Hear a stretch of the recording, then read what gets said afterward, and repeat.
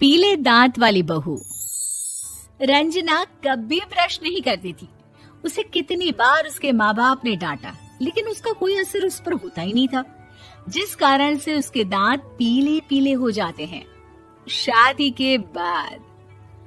अरे बहू, वैसे तो तुझ में कोई कमी नहीं है, पर तेरे दांत इतने पीले कैसे हैं बेटा? कैसे मतलब? कोई सर्जरी थोड़ी ना कराई है। वो तो क्या नाम, मैं ब्रश नहीं करती थी तो पीले हो गए। अब क्या करूं? आप कहे तो लाल करवा लूं या फिर काले? यार ये क्या है, क्यों माँ से लड़ रही हो? लड़ रही हूँ? अरे मैं लड़ रही हूँ या ये बोल रही है कि दांत पीले हैं, पीले। अरे तपस्या थोड़ी ना की है इन्हें पीले करने के लिए। बकायदा ब्रश नहीं किया है 20 साल तक, तब जाकर। छी, कैसी बात कर रही हो? ये उस वक्त तो पीले नहीं थे जब हम लोग तुम्हें देखने आए थे। अरे तब साफ करवा लिया होगा डेंटिस्ट के पास जाकर। अब देखो कैसे पीले पीले लग रहे हैं। रंजना सास की तरफ गुस्से से देखती है। फिर शुरू हो गई पीले पीले पीले। अरे पीले तो तब भी थे जब मेरे हाथ का रसगुल्ला उड़ा उड़ा कर खा रही थी और बोल रही थी, लड़की नहीं गुणों का खजाना दे रहे भाई साहब आप। खैर, अब वो लोग करते भी तो क्या करते, पीले दांत वाली बहू पल्ले पड़ी थी तो झेलना तो था ही। एक दिन कीर्तन में रंजना गाना गा रही थी। अरे कमला बहन, माँ का द्वार है, यहाँ तो सब शुद्ध होकर आते हैं, फिर अपनी बहू को ब्रश भी नहीं करवाती तुम। दूर से पीले पीले दांत भक्ति में बाधा उत्पन्न कर रहे हैं। और कोई 2 साल के बच्ची थोड़ी ना लेकर आई हूँ मैं बहू बनाकर। अच्छी खासी लड़की है, अरे कैसे करवाऊं ब्रश? ये तो उसे खुद करना चाहिए ना। अब माँ बाप तो इसके जैसे तैसे निपटा दिए, ये नहीं सोचा कि सास कैसे संभालेगी।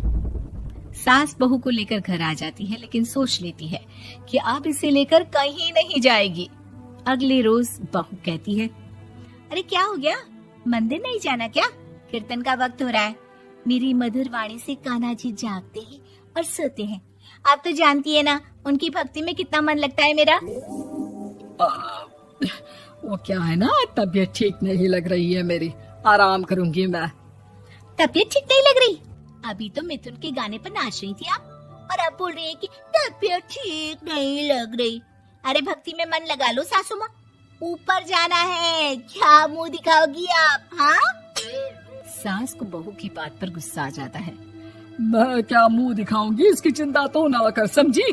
अपने मुंह की चिंता कर, जो ये पीले पीले दांत लेकर हर जगह पहुंच जाती है। पता है लोग कितना मजाक बनाते हैं। ना जी ना, मैं नहीं जाना कहीं तेरे साथ। तो ये बात है। कोई ना, मत जाओ, मैं अपने कमरे में ही बैठकर भक्ति कर लूंगी। ऊपर वाला दांत थोड़ी ना देखता है, मन देखता है, भावना देखता है। और अरे बस बस, तू सब कुछ दिखा, बस ये सफेद चमकदार दांत ना दिखाना किसी को, है? जा यहाँ से। बहू को सास की बात का कोई फर्क नहीं पड़ता, वो तो जैसी थी वैसी ही रह जाती है। सुबह नहाकर किचन में खाना बनाना, फिर खाना खाना, कीर्तन भजन करना और सो जाना। एक दिन, माँ जी मैं सहेली के घर जा रही हूँ, शाम को लेट आऊंगी। हाँ, तो जाना, मैंने कौन सा तेरी आरती करनी है घर पर बैठकर। रंजना सहेली के घर जाती है, जहाँ वो पार्टी में जाने की तैयारी कर रही होती है। अरे शिखा, कहाँ जाने की तैयारी कर रही है? मैं गलत वक्त पर आ गई क्या? अरे नहीं यार, उल्टा सही वक्त पर आई है। मैंने ये साड़ी और ज्वेलरी निकाली है यार, शाम को इनके ऑफिस की एक पार्टी में जाना है। बताना कैसा लग रहा है ये सब? नहीं यार, इस ड्रेस के साथ तो वो वाली ज्वेलरी अच्छी लगेगी। हाँ, सही बोल रही है, मैंने ध्यान ही नहीं दिया। वैसे तो हमेशा से मस्त फैशन सेंस रखती है।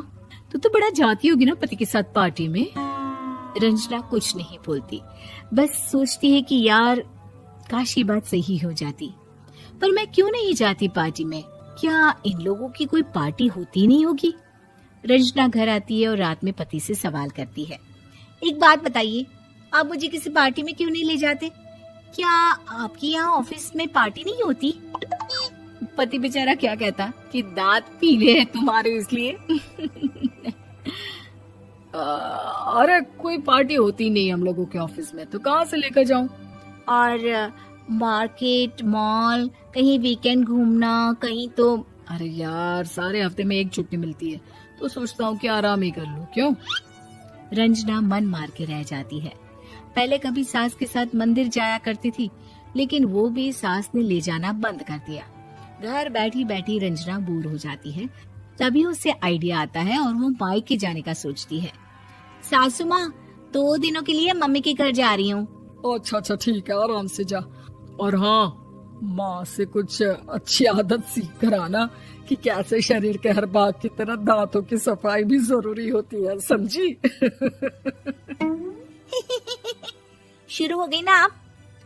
वो लोग आपकी तरह नहीं है कि छोटी छोटी बात का बतंगड़ बना दे। उन लोगों के लिए मैं मायने रखती हूँ, ना कि मेरे पीले पीले दांत।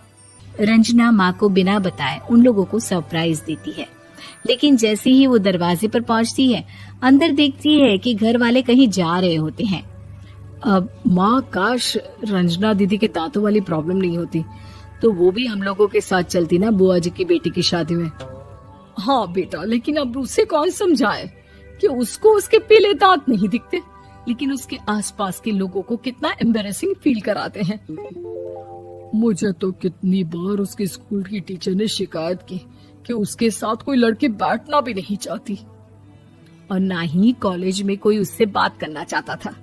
लेकिन पता नहीं क्यों उसे ये बात समझ में ही नहीं आती।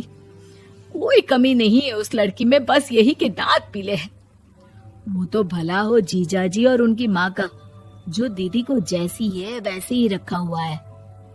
रंजना को अपने घर वालों की बात सुनकर बहुत दुख होता है। वो सोचती है कि वो क्या करे, लेकिन फिर वो सीधा डेंटिस्ट के पास जाती है, अपने दांत चमकाती है और कसम खाती है कि वो रोज ब्रश करेगी। अरे क्या हो गया? तुम तो 2 दिनों के लिए गई थी ना, पर कोई ना, अच्छा है, चलो आ गई तो। रंजना सास के सामने आकर खड़ी हो जाती है और पूरी स्माइल करती है, उसके चमकदार दांतों को दिखाती हुई। हैं? चले मंदिर? माँ, मुझे माफ कर दीजिए, मैंने आप लोगों को बहुत एम्बैरेसिंग फील करवाया। मैं आज से रोज ब्रश करूंगी।